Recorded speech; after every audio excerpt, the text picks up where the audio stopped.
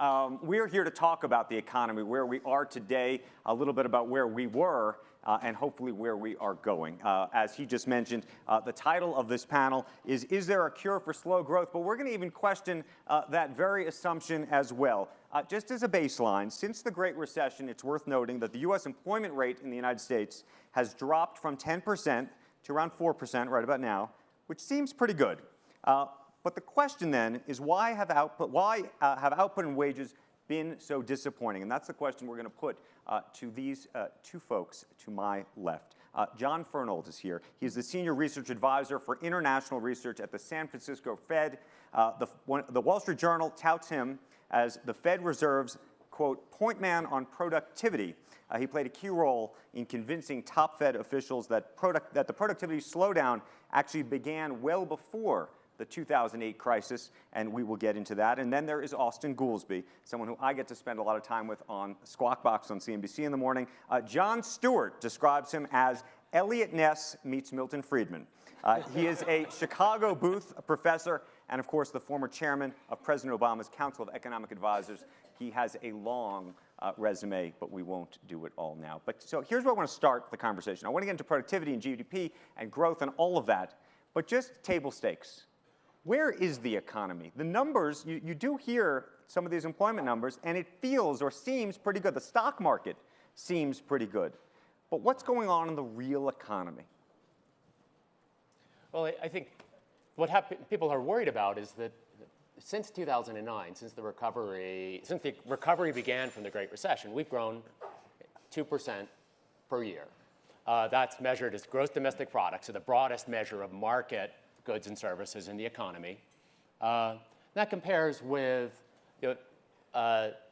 basically 70 years before that, when we were growing at 3 or even 4% per year. So it feels like we're growing a lot more slowly than we ever were. It almost feels like we never got a recovery from the Great Recession. So that's kind of the thing that has people worried, because if you don't have output growing, then the pie isn't growing fast enough to keep raising wages and living standards, and that gets people worried.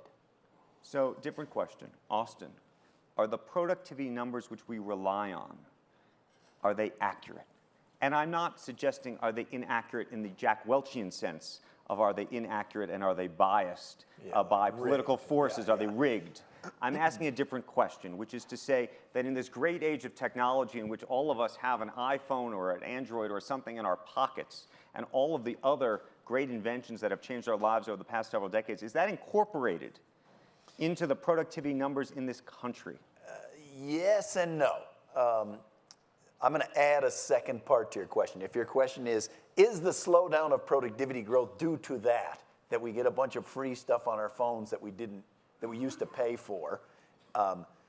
We have a friend who the wife says that the phone saved their marriage because she had to be the navigator, and he's a very hostile driver. And she'd be like, no, you're trying to, what, where is it? And now he yells at the GPS. They hook the thing up, and it says, turn right. He's like, there was no turn.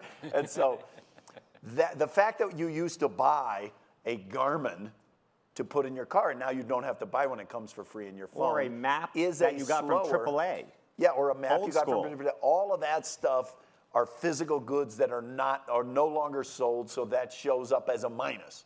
So you might think that would explain the drop in productivity.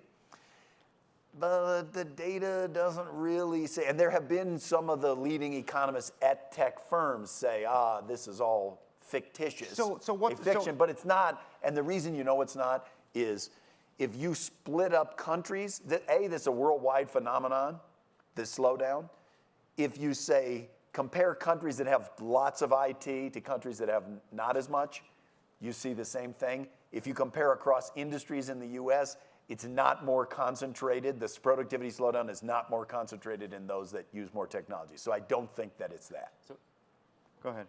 I think I can argue both sides of this if you want. Although I will come down on the side of agreeing with Austan. It's not the story for why productivity slowed down. I mean, broadly, productivity, it's been the big reason why growth has been so slow coming out of the Great Recession. But it was slow before the Great Recession as well. So if we're looking at, in the past 45 years, since 1970, we had one fast growth period in the data. So going back to the data, in the mid 90s for 8 or 9 or 10 years to the early to mid 2000s, productivity growth measured as output per hour worked, went off the charts.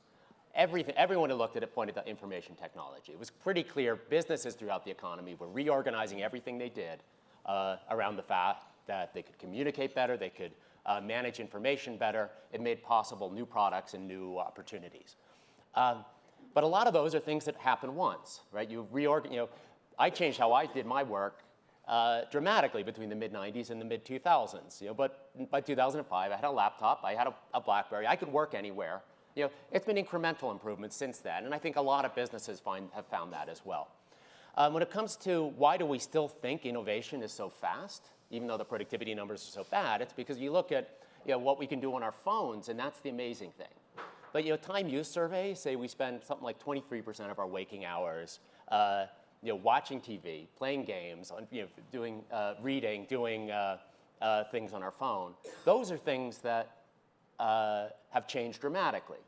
But when it comes to the productivity statistic, when it comes to what are we actually producing in the marketplace, where are people working, it's a much smaller share of that.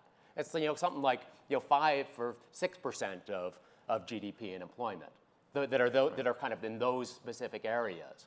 So it's got to affect the productivity numbers. It has to be much broader. If you're asking, is the GDP a poorer indicator of our standard of living than it used to be? Yes. But if you're asking, is that why productivity slowed down? Is that why our wages are not going up? Okay. I think the answer is different no. question. What do you think a realistic rate of growth is in the United States, given that there are folks who will tell you we are on a slow path, a steady, we will live at this rate for a very long time. The world is relative. Everything else is slowed down. We're going to slow down. Then you have, not to make it political, Donald Trump, who will tell you that he thinks that, originally 4 and 5% growth rates were realistic. Now he's probably closer to 3%. But what do you think over a time frame of a decade? Let's do it over a decade. In a perfect world, and we're going to talk about ideas, big ideas, to get the economy growing. But in a perfect world, if you could wave a magic wand and do all of these things we'll talk about in a moment, what do you think it could be? So, I don't know if I would say in a perfect world, in a perfect world, but my expectation in the next 5 to 10 years is we're going to do 1.5 to 1 3/4% GDP growth. So, look at what we did since 2009. We had enough growth to bring the unemployment rate down from 10% to just above 4%. We could get a 2% growth was fast enough to employ a lot of people.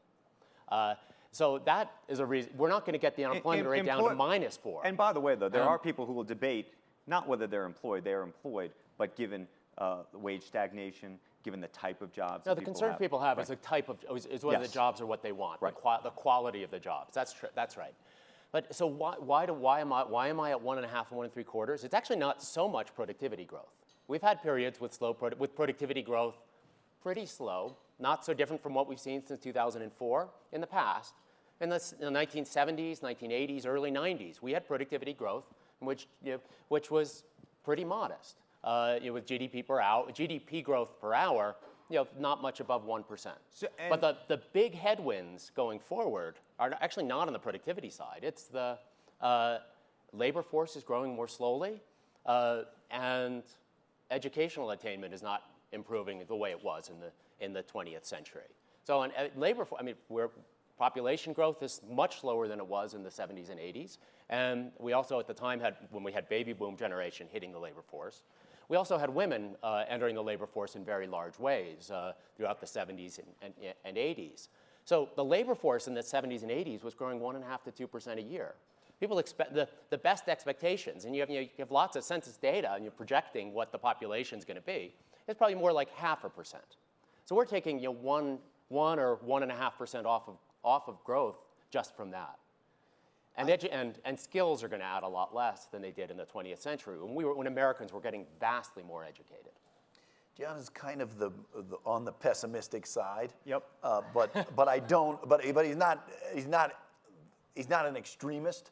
I think first, the right way to think of how rich you are as a country is per capita, and I think we can do. I think we can improve the per capita growth of GDP, but everybody should remember the population growth is way less than it was in the 1980s. It's just simple demographics. That's just simple demographics, and that part's going to be lower, and there's nothing you can do about that, except you can make it a heck of a lot worse if you substantially restricted immigration, because probably half the labor force growth of the last 5 years has been directly from immigrants. So it does actually make me a little nervous that the people saying we're going to get the growth rate up to 3%, 4%, even 6%, Donald Trump said at one point, are the same people saying, and we're going to cut immigration. But per person, the red light should start flashing when John said the part about educational attainment. The greatest jobs program in the country is to get an associate's degree from a community college.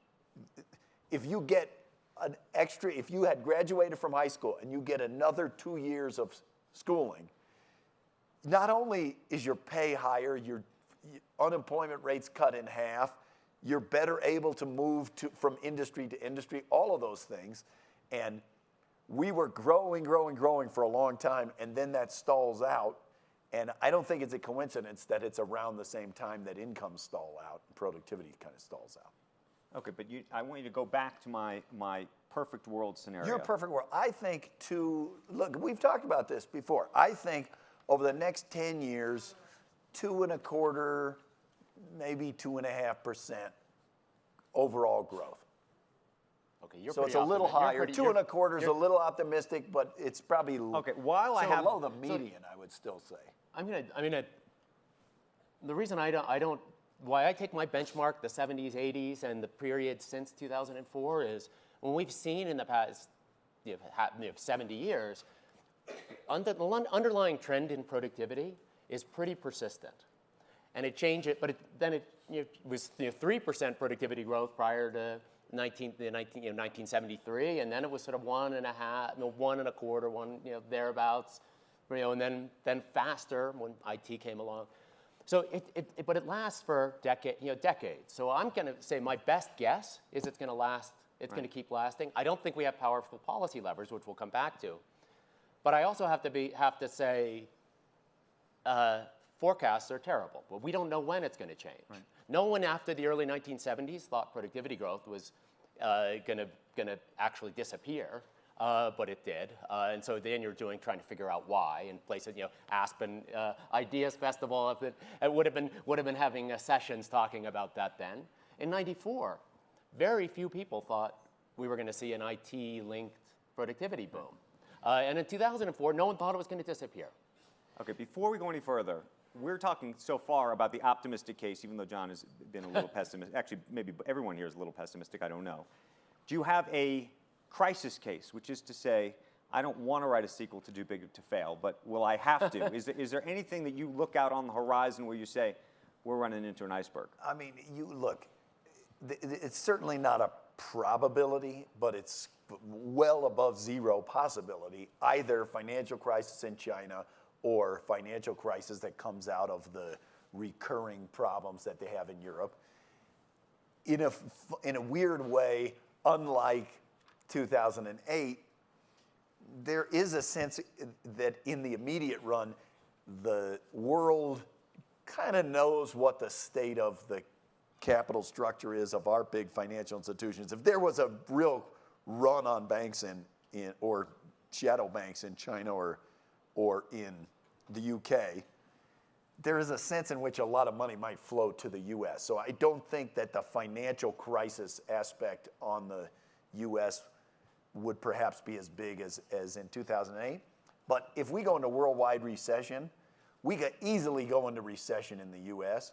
The Fed could easily overspend they spent the last 9+ years saying, next year we're going to be growing 3% and we're going to raise it a whole bunch of times. And every year they've been wrong, but that now doesn't seem to be stopping them. They could over-tighten, invert the yield curve, and the U.S. could be in recession, and then you'd have to say, over the next 5 to 10 years, the growth rate of the U.S. will be 1% or less, something. John, he's tough. taunting you. I'm not taunting him. I'm not going to talk about monetary policy. You're not allowed to talk about that. I will only say the Fed has not been forecasting 3% growth next year for the past couple of years. We eventually learned. But they have still dramatically overstated. Even as they scaled it down, it's still overstated. Okay. Let's try to be optimistic and try to talk about some of the policy levers. Again, if you could wave a magic wand, what would you do right now? Look, I would say one is, at a philosophical level, usually when people ask that question, they're emphasizing the right now part of what can we do to get the economy moving right now. And the first thing I would do is stop adding the right now. Because that's crisis thinking. That was in 2009. That's the way we should be thinking. But now the crisis is done, and what happens in a crisis is you stop investing. You say, we don't have time. We don't have the money to do this. We're going to have to put this off. I think the things that you would do now are investing more money in education, finance, and human capital, investing more money in science, investing more money in economic infrastructure. Those are the things that establish growth rates over time. They're not really a right now. We can make the decision right now, but early education is going to be a 20-year thing. And if you waved a wand, I bet every economist and probably most informed people in the country would basically agree with that. It's just our political system, they're exactly the wrong things for our political system, because they cost a lot of money right now, they pay off sometime in the future, and they become these footballs that they want to fight about. Yeah. I completely agree with that. I think the policies that are going to matter are ones that matter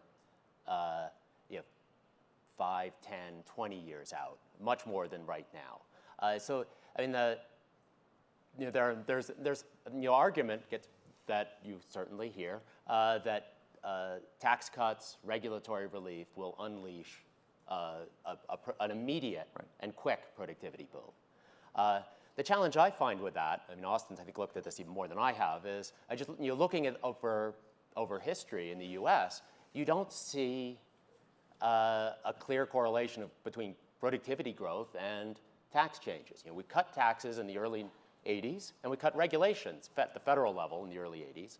You didn't see a pickup in productivity growth at the time. You still got a continuation of pretty modest productivity growth. In the 90s, under President Clinton, we got actually the other way. We got tax increases, we got regulatory increases, and we got a productivity boom.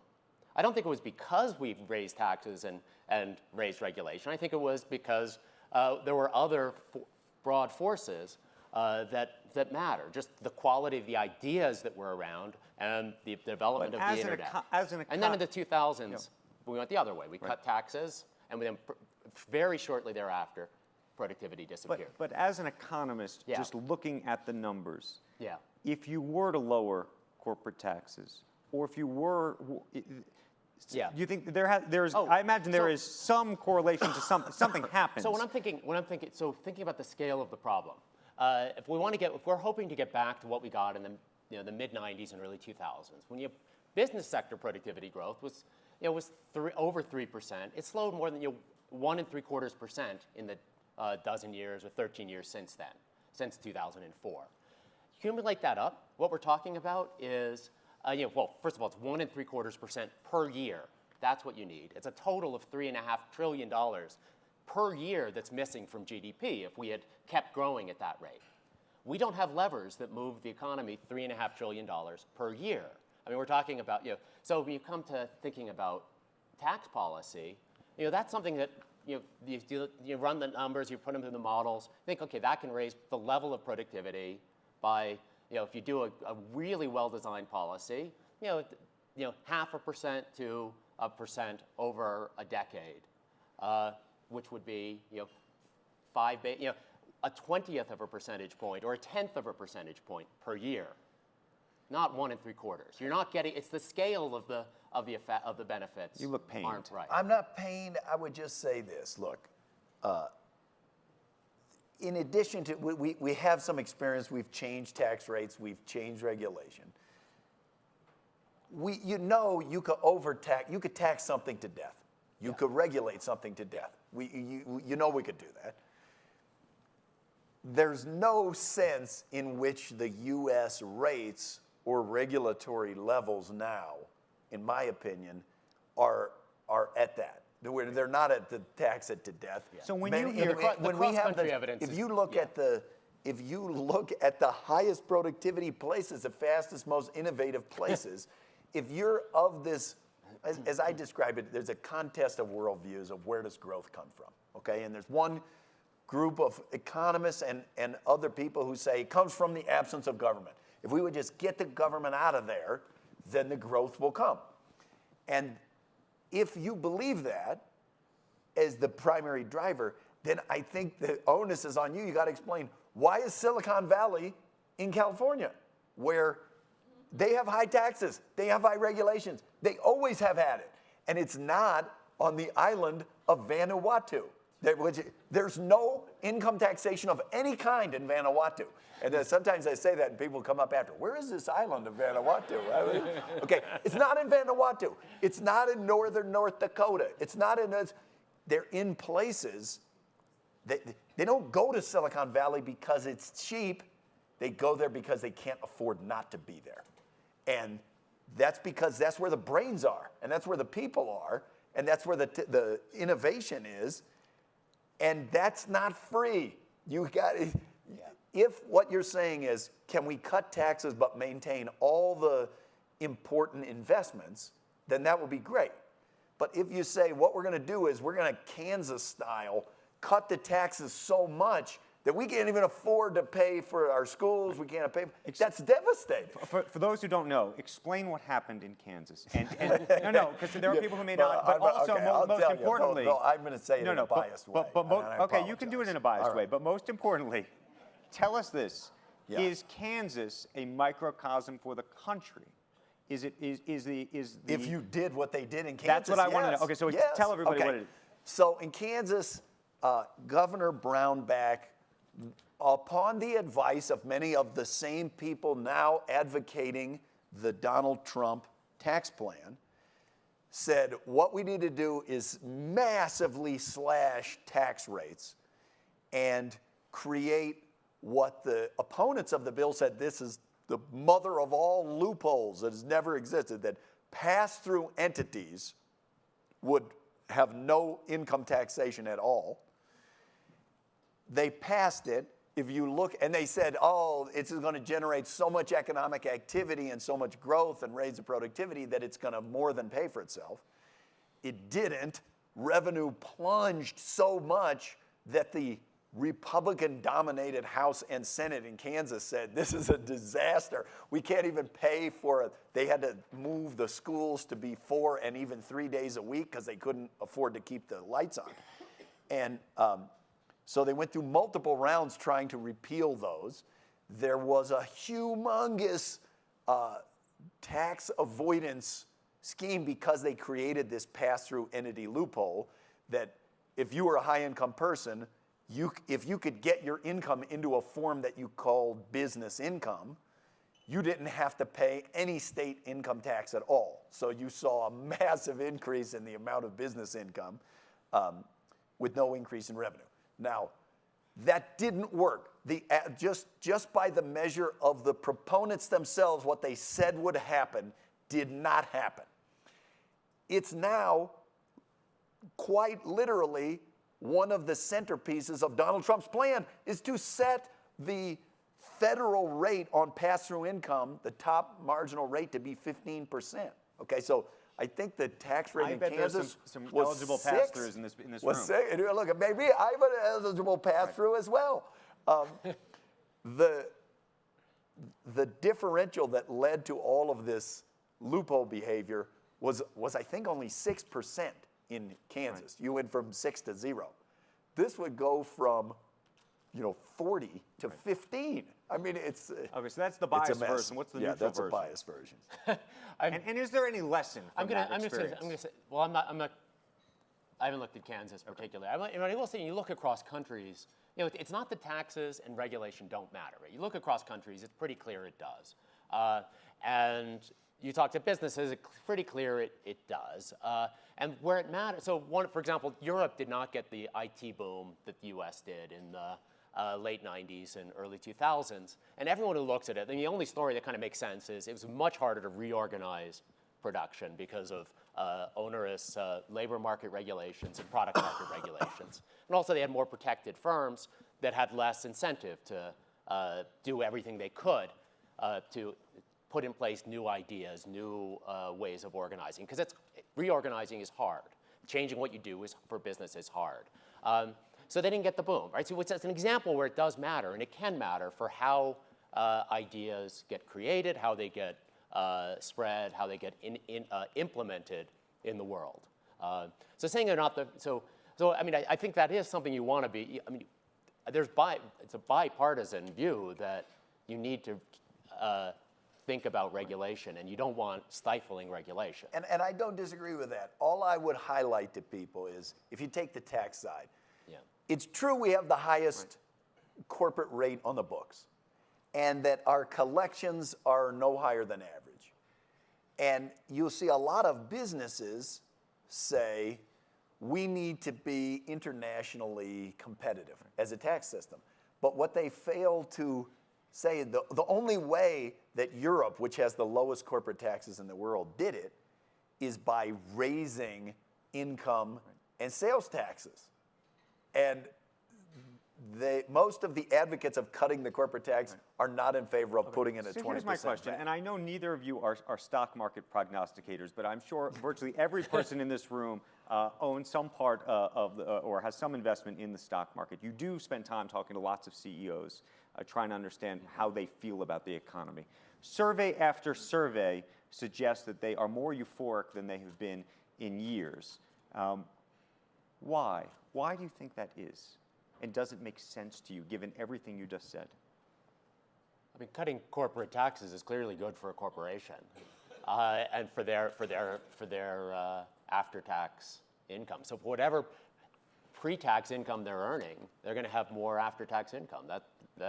What's not to like if you're a corporation?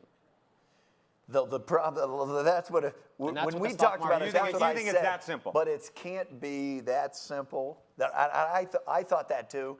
The only thing is then as the probability of tax cutting goes down, which it clearly has been, you would have thought you would have seen something worse happening in the markets than you've seen. Okay, you said so I don't totally You said know. it has gone down. You used to live in the swamp.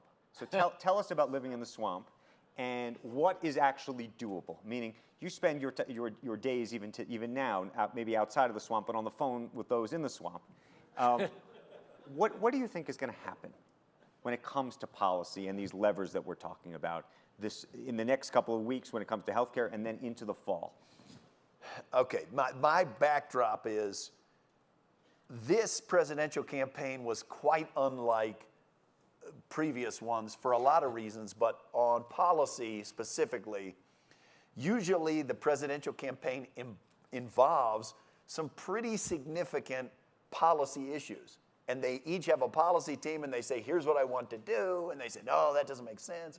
And I go on Fox a fair amount and I have this improbable friendship with Sean Hannity.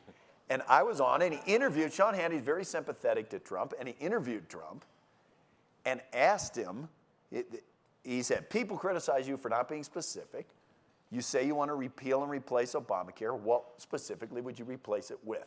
And Donald Trump answered, something fabulous. And that was his answer.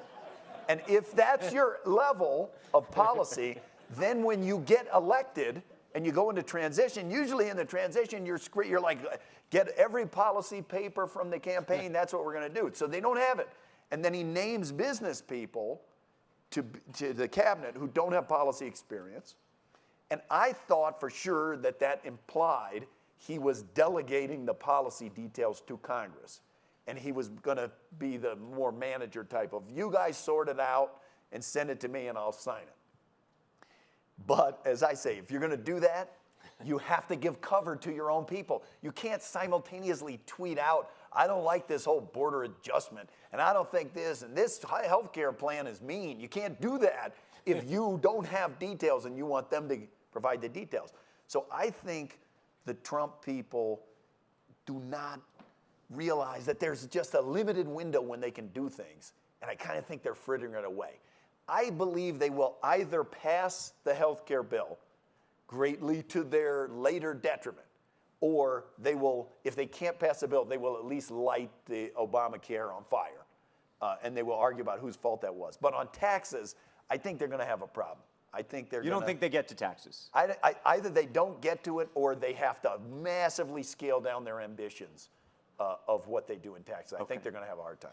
The reason I asked you that and not you that, because I know you can't talk about politics, but I do want to understand something about the Fed, which is to say, the Fed, when you're making these forecasts, when you're thinking about where you're going to go, whether you're going to hike or not, to some degree, I have to imagine that both the euphoria in the, to the degree you believe the stock market translates back to the real economy, to the degree you believe that some of these policies may or may not happen, all of that has to happen. So how do you put your arms around that? So if you're thinking about doing a forecast for the economy, you have to take a stand on what fiscal or form views about what fiscal policy is going to do, what the rest of government is going to do, what the spending and tax policies are going to be, because those are going to affect how the macroeconomy develops. To give concretely, if we got a big tax cut, what would that do? Well, we were a moment ago talking what would that do on the supply side, kind of in the longer run, potential output, the productivity numbers in the longer run. But there's a near-term effect, which is it boosts desired spending in the economy, which, and boosting demand in the economy means boosting demand for labor. That runs into a challenge in terms of how much growth you get from it in the current environment, because we don't have that easy supply of labor anymore. It's already the case that half of small businesses surveyed say they have some job for which they can't find a qualified worker. I was with, by the way, the CEO of Dunkin' Donuts, who said that he can't find qualified labor to work in Dunkin' Donuts. Well, that's because those ads made it seem like a sweatshop. It's like 3 in the morning, guys, like, time to make the donuts. You remember those ads? Who wants to work at Dunkin' Donuts? We need... So anyway, so there's a limit to how much farther the unemployment rate's going to come down. I mean, there's a limit to where businesses are going to be able, how much more businesses are going to be able to produce. But what you kind of expect, even if whatever the Fed does, it's going to push up longer run interest rates. If you do that, it's going to push up the value of the dollar. Those are going to kind of be other constraints because on one hand, this is the argument that we got to be approaching full employment. And a lot of the economists say, this is about as close to full employment. But there's no wages. There's no, normally you get to full employment, wages go up. Look, the last time we were at anything like this in terms of employment in this country, it was before the financial crisis, and a lot of people would have thought that was Alice in Wonderland in terms of, that was not real. So the question is, the question is this real? When you look at those employment numbers. This seems real, though, that look, if you were on the other side, if you said, what's the intellectual basis? If there was one, what's the Trump argument? I think it would have to be that the people out of the labor forces drop in the labor force participation rate, which most economists think the majority of that is the aging of the population or else disability, some incarcerated. By the way, Jamie that they're Dimon and unlikely others to will come tell you back. that there's workers without the skills. Right. Trump's argument is those people are actually unemployed, and that there are actually millions more workers than you will see looking at the unemployment rate, and they're all going to come back. Do you want to compromise and give them a little on that, or no? I think it's unlikely. I think if you start looking at who they are now, they don't look like people who are going to easily come back into the workforce. If you get on disability, that's what the economists call an absorptive state. You never see people come back in. Over 65, over 70, if you leave the workforce, again, historically very unlikely you come back in. So I don't think there's that many, but I mean, I might be wrong because we haven't seen wage growth, and that's the puzzle. I mean, you do see more wage growth for people who are continuing in their jobs, who have been full-time workers who are continuing in their jobs. Those measures are showing wages. You see it, the average does obscure a lot of compositional changes. What I would say on Austin's point, which is exactly right, I mean, that's the debate. We've seen this massive decline in the participation rate, some of which was predicted, right, because the aging population. So that you're not so much worried about the decisions of the fact that participation went down because 75-year-olds retired. You're worried when participation went down because fewer men aged 45 are working. And then you get into what's the right policy to get them back to work? Is it trying to stimulate the economy through through the Fed keeping interest rates lower, through a big spending program by government? Is that the best way? Which, when the unemployment rate was 10%, that is what you wanted to do. Or is it more targeted microeconomic policies of training programs and things that might help people who are but when not you working see, for example, other reasons. Suicide rates among white men, that's alarming, no? Right. Yeah. Suicide, the I don't think that's a problem crisis. of monetary policy. I think that's a problem of there are no jobs in a lot of places. Okay, let me ask a separate question. Virtually every panel here at the Ideas Festival has to include the phrase artificial intelligence in some degree or another. I just spent some time with a fellow who runs Mobileye, which is a very interesting, cool technology for autonomous vehicles. Where are you on what artificial intelligence will or will not do to employment over the next 5 to 10 years? Steve Mnuchin apparently has already told everyone that he's not thinking about this particular issue, for better or worse. You want to start? Sure. I mean, historically, for 200 years we've been worried about, people have worried about what will automation do to jobs? And there are periodically major concerns about this. What's turned out is that, by and large, for people, technological innovation has created as many new jobs in new areas as it has destroyed. It's turned out to be very hard to predict that in advance. But jobs get destroyed, things people do disappear, but we get new things to do. And that's been true for 200 years. So my best guess when it comes to employment is that's what it's still going to do. Now, we can debate whether everyone is worried, is this time different? The kind of worry would be, we do have an example of vast technological unemployment, which is what happened to horses after the early 20th century. Horses per capita we had vastly more horses in the United States in 1900 than we have today because they were doing all the work. We don't need horses for work. They've been technologically unemployed. So are people like horses, or are they different? Historically, they've been different because people are good, have comparative advantage at problem solving, adaptability, flexibility. That's why you could find things for them to do.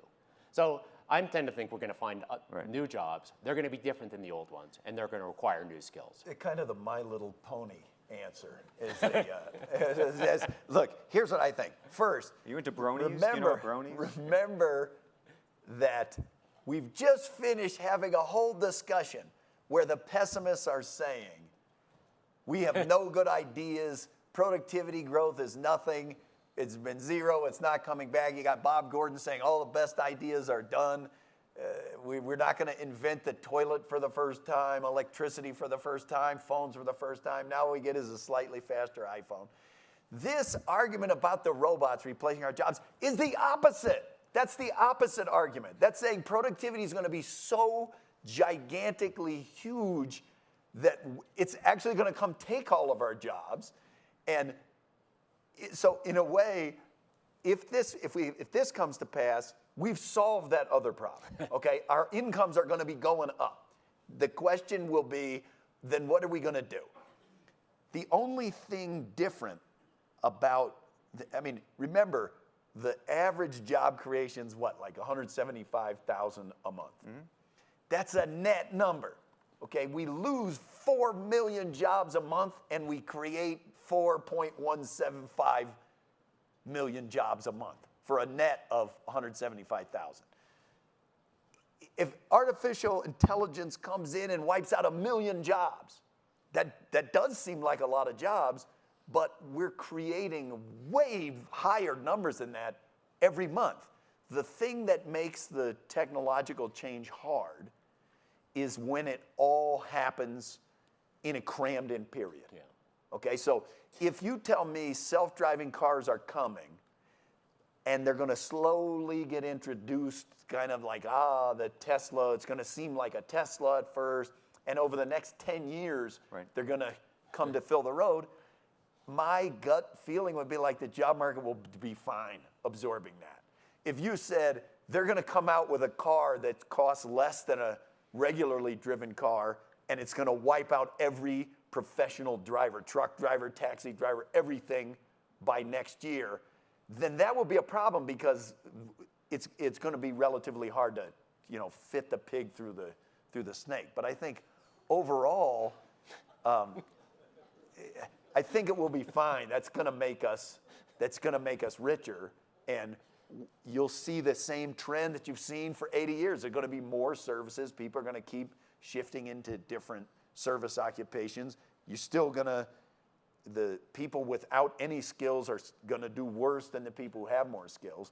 But overall, the unemployment rate hasn't gone to 100%, even though there are no phone operators anymore. There hardly anybody works at the kiosk at the airport anymore.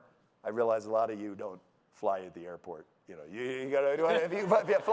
If you fly commercial, there's a kiosk and you.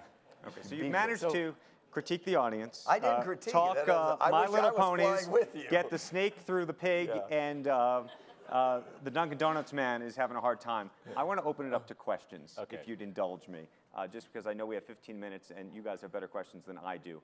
We have a couple mics going around the room. You're closest to that lovely lady right there in the glasses. Hi, this isn't my field, but before the election, the Republicans talked about lowering the corporate rate to 15%. The Dems said 19%. Nobody said, well, why don't we compromise and make it 17%? The other thing was, why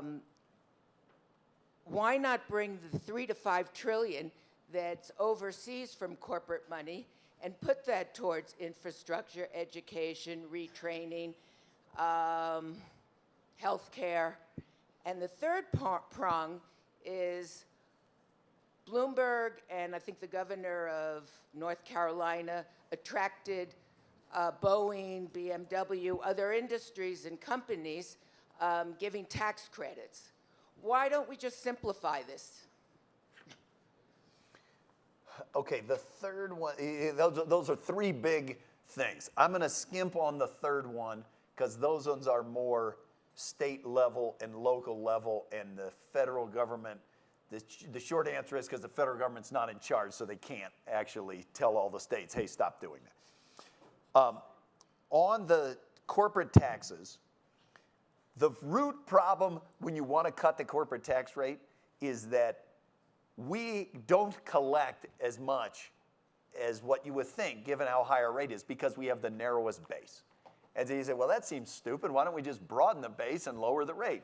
And the answer is, to broaden the base, you have to get rid of a bunch of things that are not loopholes. They're things that we, the economists, told them for decades, you should do these incentives instead of cutting the corporate rate. Like investment incentives, accelerated depreciation, the R&D tax credit. We have pass-throughs. Half of our business income doesn't pay any corporate taxes at all. And that started to help small business. So if you want to get the rate down to those kind of levels, You have to get rid of accelerated depreciation. You have to get rid of the R&D tax credit. You could start taxing healthcare like it was income. You could get rid of the mortgage, get rid of interest deductibility.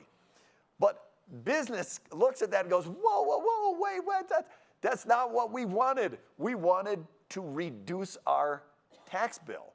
And that's why they're going to go round and round and have a hard time. That's why the border adjustment tax, they were going to try to do that to pay for a big corporate tax cut. And then they got the objections. On the money overseas, there's about $2.5 trillion on business balance sheets. About half of that is overseas, and about half of that is already here. You can cut the taxes and get companies to bring it back. But the whole premise of this argument is that the reason companies are not investing in the U.S. is because the cost of capital is too high. And if we could just reduce the cost of capital enough, they will bring the money back and invest it. Do you think they don't bring it back? And I think that's bogus. No, I think they will bring it back, and then the question will be, why is $2.5 trillion sitting on government balance sheets domestically, Okay, hold on, but if not being used? Company balance sheets. But Yeah. hold on, but if it gets brought back, let's just say it They gets... will pay it out in a dividend. Let's That's say what they did okay, the last time. Okay, let's assume that's right. Yeah. Let's assume it gets paid out as a dividend. Everybody here gets a little bit wealthier. And by the way, then it all gets taxed all over again. No, it so it doesn't. gets back into the system. No. You don't believe it? No, it's not that I don't believe it. For people like By the us way, I in don't this believe room, it either, but that's a devil's people advocate like question. us in this room, if you got a windfall of another $1 million, Right. the question is, would you spend that $1 million or would you put that $1 million in the bank? The data is overwhelmingly strong that the kinds of people who receive most of the dividend income are not high propensity to consume people. And we did this. We did this in 2004, this very thing, and the companies promised that they were going to use it for job But creation. you don't think it gets... But and money forgetting was about the fungible. job creation piece, do you think it gets reinvested even into the market? Yes. And then at some point, no? That doesn't help? The market value of Apple reflects that they have all this money already. So whether that money is sitting in the Cayman Islands or is sitting in a bank, in California, doesn't affect the market value of Apple. Okay, we got some more questions. Bijan, take this on if you want. You're That's passing. fine, I'll pass. Safer space. We have some questions in the front. You want to take a pick one? couple and then we'll... Yeah, why don't we do Yeah, that? Because I that's a think good we idea. got 10 minutes to go. So why don't we do sort of a rapid fire? I'll write down your question and then we'll go. Is that okay? You talked about job creation and job problem. Then you talked about the problems with education. Earlier in some of the sessions, we heard we're not spending the money on education.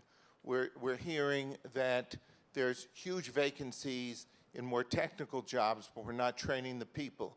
How do you reconcile all of these things? Okay, I got it. Go ahead. This is a question for Andrew. You've been asking all the questions today and yesterday. My question to you is there a cure for slow growth? That's a yes or no question. If yes, why? If no, why not? Okay? Give me 1 sec. You got the mic. What would the impact have been if we spent the $1 trillion on infrastructure in 2008 versus where we spent it? Love that question. Okay. What about the size of the federal deficit and the amount of funds that's flowing into the ETF market out of the stock market? I have one for John. John, there are lots of brilliant economists in the Fed. How would you restructure the utilization of their minds, their creativity, and their innovation in the Fed toward the productivity solution problem? Okay. And let's do those, and then we'll try to go rapid fire back at you. You have a question? We don't have it. You don't. Anybody have one? Here We- was, we have he, one- he we have had one- to, he had to stand up first. Sorry. Are we going to get an infrastructure bill? Okay. We'll go backwards. Are we going to get an infrastructure We bill? can combine. We had to go to, Yeah. and what if they had spent it on Yes. infrastructure? I really don't think we're going to get an infrastructure bill. I think, for Really? sure, not in the traditional sense. And if they were going to do infrastructure, it would be something like just a tax credit for commercial real estate or something like that, because they don't have, they have said that they want to use the one-time tax on foreign profits for infrastructure, which is at most 100 to 150 billion, and they want to get $1 trillion of infrastructure out of it. And so either you could create an infrastructure bank, which they don't want to do because they said that's like Fannie and Freddie for infrastructure, or else you give a 10%, 15% tax credit, and then the whole fight is what gets counted as infrastructure. If you had spent it on infrastructure in the stimulus, that was actually a trick question, because you asked it, what if they had spent $1 trillion on infrastructure? Actually, it would have been great. But the issue is you can't spend $1 trillion of infrastructure in a 2-year period. It doesn't work.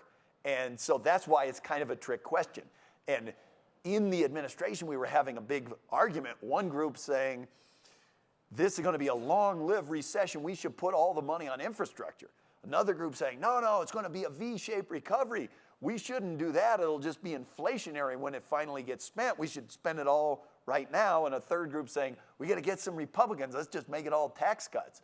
And they went round and round, and so they did 1/3 of each. I mean, it was the classic Washington way. So I think looking back, if you could have spent it, it would have been better than a lot of the things that they spent the money on. And we do still need it. And John, what do you think? John, handicap the infrastructure and what you think would have happened. I think it would be great if we got a big infrastructure bill. I don't think it'll move the dial on growth very much. I don't think it'll be perceptible in the growth numbers. So then why would you want it? And because I think it still passes a cost-benefit test, because it's still worth doing.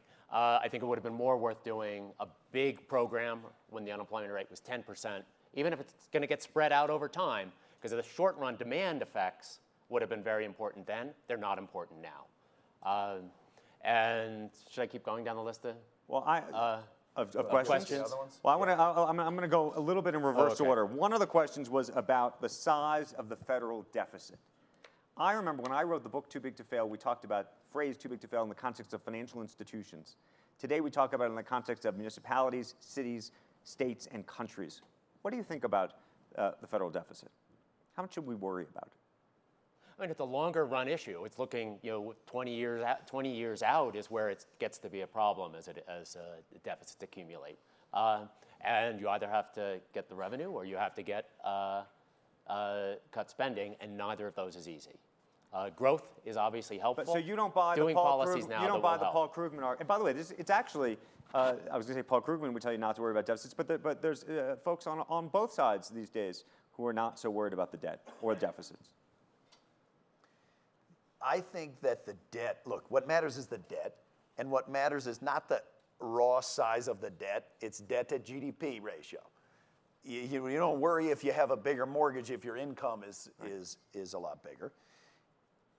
The long-run fiscal challenge facing the country, we all know, is rooted in aging and demographics and healthcare costs. Yeah. And the real debt problem is bigger than what the debt is, because we know we're going to have to pay Social Security and Medicare and Medicaid. I thought we were going to have to pay Medicaid. Maybe we're going to abolish Medicaid, but Social Security and Medicare we're going to have to pay, and that ought to be thought of as debt, even though it's not in the numbers. But our debt to GDP ratio is not that high internationally. Our demographics are far more favorable than any advanced country in the world. When you hear people say, is the U.S. Greece, it's really not understanding what's going wrong in Greece or Spain or Italy or the UK or even Japan, where they have high debt to GDP ratios already. Their income tax rates are well above the US rates already. They have 20% VATs already. The level of government spending is already higher than what ours will even go to. So the market looks at them and says, what is even plan A? Right. Forget about plan B. The US is cursed with the blessing of being able to choose. Do we want to do it with taxes? Do we want to do it with cuts? Do we want to do a combination? And so we sit and do nothing.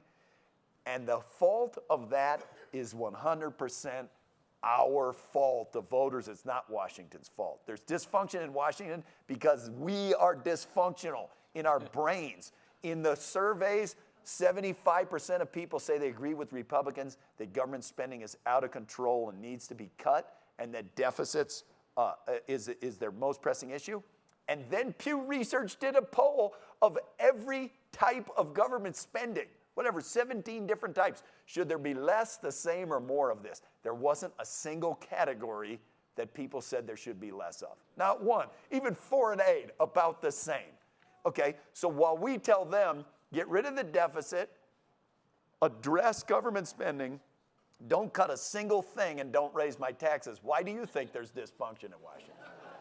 Okay, we got to go 3 questions. We have 3 questions left. I'm going to do them real quick. One, you asked, sir, whether I think there is a cure to slow growth. You said it has to be a single answer. The answer is yes, but marginal. But marginal. I was going to say, get a high marginal. 5, but marginal. What? Give me a low 2. You know? I would have said yes, but in the 10, but we're looking 10, 20 years out when AI exactly. ideas are flowing. I defer to the when professionals. ideas are flowing from developing countries that are doing research that we benefit from. There was one that's quick. my yes, there was not one an question. X5 Our final question is going to be about job creation and education because you asked it, and it's a great question. There was one question about the Etf market and whether we should be thinking about that, worried about that, given the inflows and outflows of that market. I don't have a view. I don't have a view. You don't have a view? Do you have a view? What is your view? I'm worried about it, but not as worried as Carl Icahn, who thinks that the whole thing is going to implode. Final question was about job creation, education, and what I think was the idea, and you can repeat it if you want, because you asked it first, and now we're doing it last, was the idea of we're trying not training people. Was about squaring the circle about not training people, exactly. I mean, it comes to that problem of figuring out what works to train people who don't have the skills. We always talk about it. We're not willing to spend money doing it. We need to be doing experiments of trying different things and figuring out what works. And lots of experiments. Who should be doing it? Who should be paying for it? Well, it's a problem that matters both nationally and at state and local levels. So I think we want to be doing experiments at every one of these levels. Final word to Austan Goolsbee. I'll just say that, in my opinion, the best thing we got going for us is you don't have to rely on a government education bureaucrat to decide what to be the jobs of the future or what training should people get. It's in every individual worker's incentive to figure out what training they're going to need, what do the employers want, because they want to build a career for themselves and their families.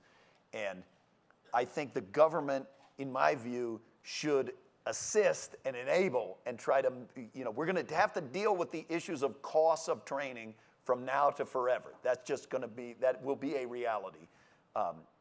The government can do a good job assisting, but basically the private sector is going to have to sort this one out, what they need and what they need to get on its own. Thank you for the questions. Thank you for the conversation.